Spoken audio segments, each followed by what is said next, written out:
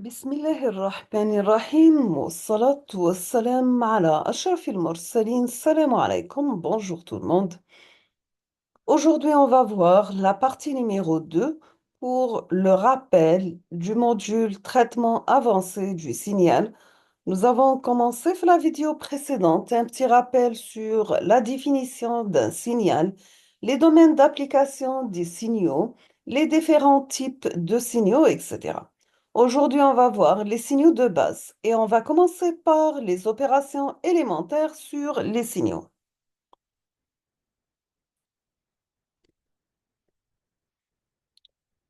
On va commencer par les transformations de la variable indépendante. Opération de base sur les signaux, on peut trouver le retournement, un décalage, changement d'échelle, etc.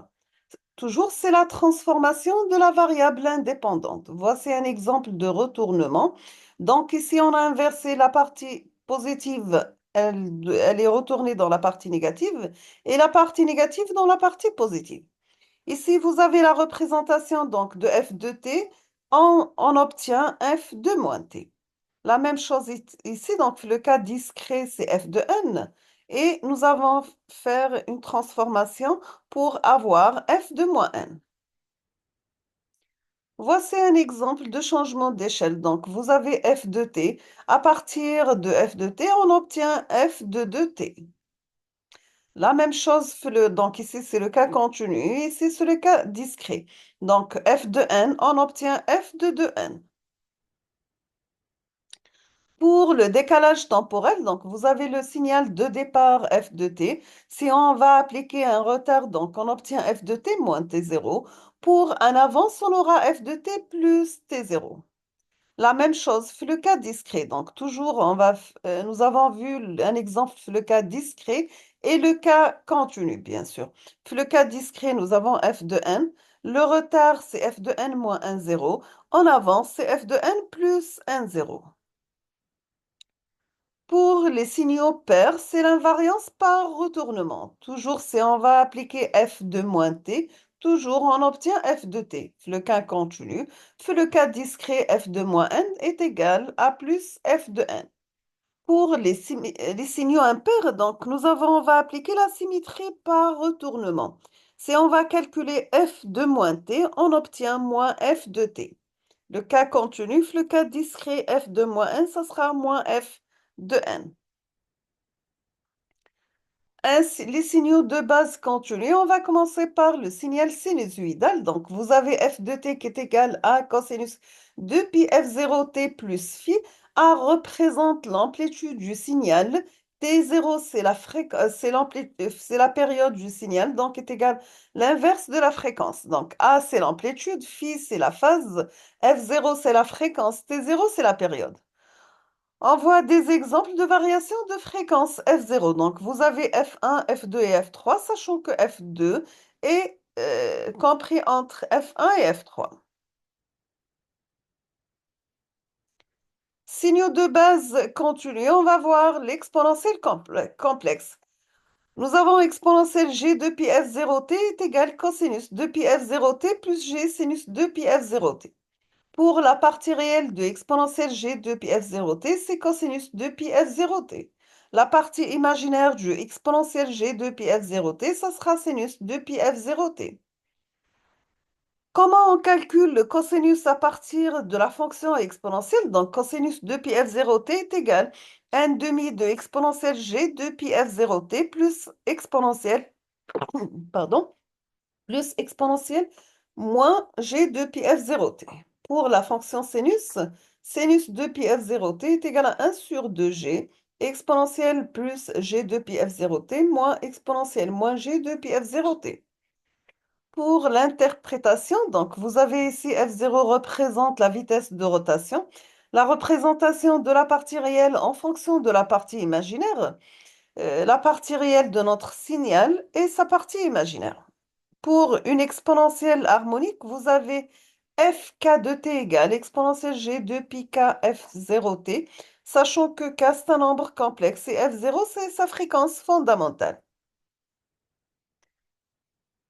On passe aux signaux de base continue. On va commencer par l'échelon unité ou bien ce qu'on appelle la fonction de Heaviside. Nous avons u de t égale 0 pour t négatif égale à 1 pour t positif. La fonction signe égale à moins 1 pour t négative égale à 0 pour t égale à 0 égale à 1 pour t positif. Voici la représentation graphique de la fonction échelon unité, sachant que la fonction signe est égale à la différence de deux signaux échelons, c'est u de t moins u de moins t. On passe à une autre fonction, c'est la fonction triangulaire. Donc, vous avez trait de t égale 1 moins t, la valeur absolue, divisé par grand T pour t en valeur absolue inférieure ou égale à t. 0 pour t en valeur absolue supérieure ou égale à grand T. La fonction tri de t, elle a exemple ici comme r égale à la période grand T. La rampe unitaire R de t qui est égale à t pour t supérieur ou égal à 0, égale à 0 pour t négatif.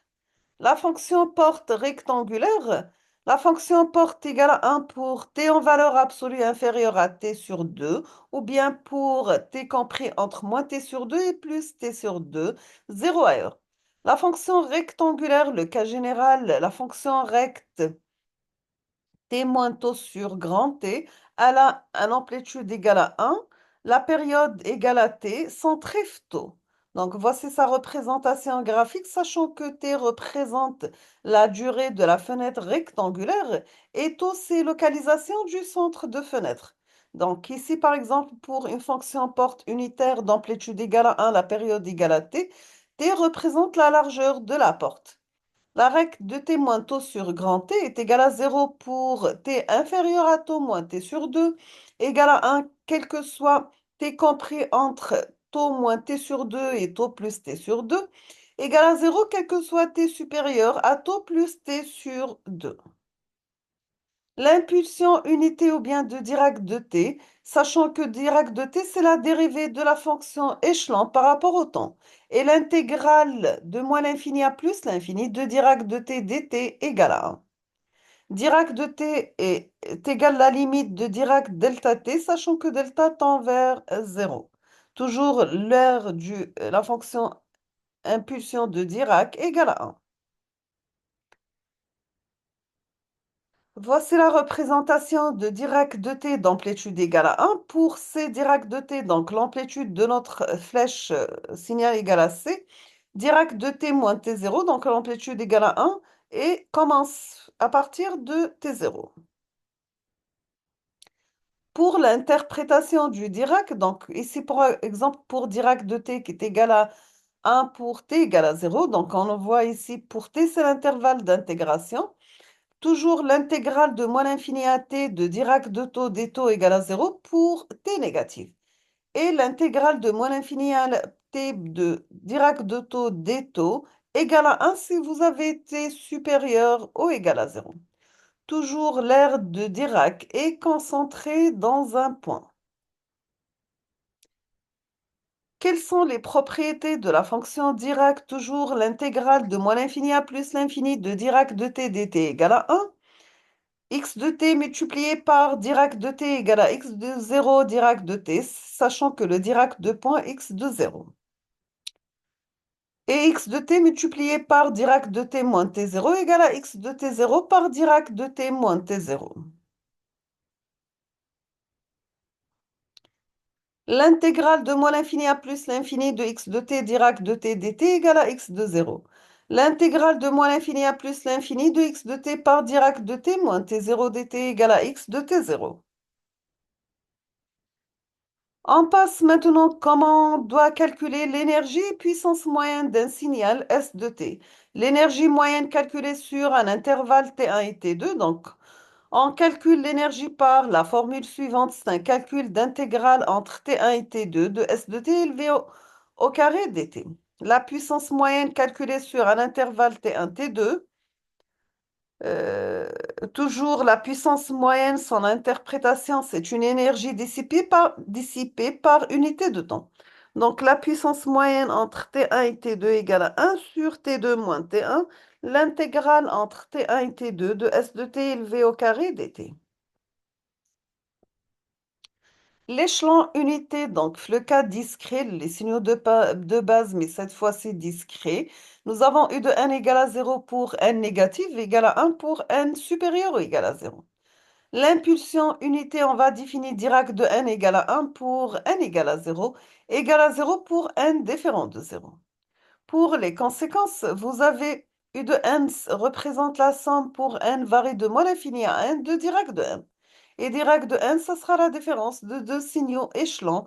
Le cas discret toujours, u de n moins u de n moins 1. On va définir l'impulsion unité Dirac de n est égale à 1 pour n égale à 0, égale à 0 pour n différent de 0. Nous avons comme conséquence u de n égale une somme de m varie de moins l'infini à n de Dirac de n. Et toujours Dirac de n égale la différence de deux signaux échelons, u de n moins u de n moins 1. Les propriétés, la somme de n varie de moins l'infini à plus l'infini de Dirac de n égale à 1. X de n multiplié par Dirac de n égale à x de 0 Dirac de n. X de n par Dirac de n moins n 0 égale à x de n 0 par Dirac de n moins n 0. Et toujours la somme de n varie de moins l'infini à plus l'infini de x de n par Dirac de n égale à x de 0. La deuxième somme pour n varie de moins l'infini à plus l'infini de x de n par Dirac de n moins n 0 égale x de n 0. On passe la fonction signée de n. Donc, signée de n prend la valeur 1 pour n supérieur ou égal à 0, prend la valeur moins 1 pour n négative. La fonction porte Dirac de n égale 1 pour n compris entre moins 1 sur 2 et 1 sur 2, 0 ailleurs. La fonction rectangulaire causale, rect de n sur grand N, elle prend la valeur 1 pour n entre 0 et n moins 1, elle prend la valeur 0 ailleurs. Toujours avec les signaux de base discrets, on va voir ensemble les signaux discrets, les sinusoïdes discrètes, cosinus de pi f0n. À la différence du cas continu, la rapidité des oscillations n'augmente pas continuellement avec f0. Voici la représentation d'un signal avec une fréquence égale à 0. Deuxième représentation, mais cette fois-ci avec une fréquence qui est égale à 1 sur 16. Troisième représentation pour une fréquence égale à 1 sur 8. Ici pour une fréquence égale à 1 sur 4. Ici pour une fréquence égale à 1,5. La représentation du même signal pour une fréquence égale à 3 sur 4.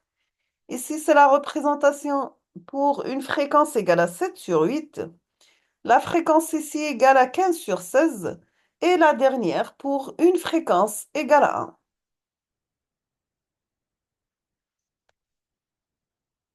Pour les signaux toujours de base discrète, on va voir l'exponentielle discrète. Nous avons exponentielle g de pi f0n, ça sera cosinus de pi f0n plus g sinus de pi f0n. Ils ont les mêmes propriétés que sinusoïdes, la différence de comportement par rapport au cas continu, et nous avons aussi des contraintes sur la périodicité. On va s'arrêter ici, on termine la suite dans la prochaine vidéo, Inch'Allah. Donc, je vous remercie infiniment pour votre attention et à la prochaine.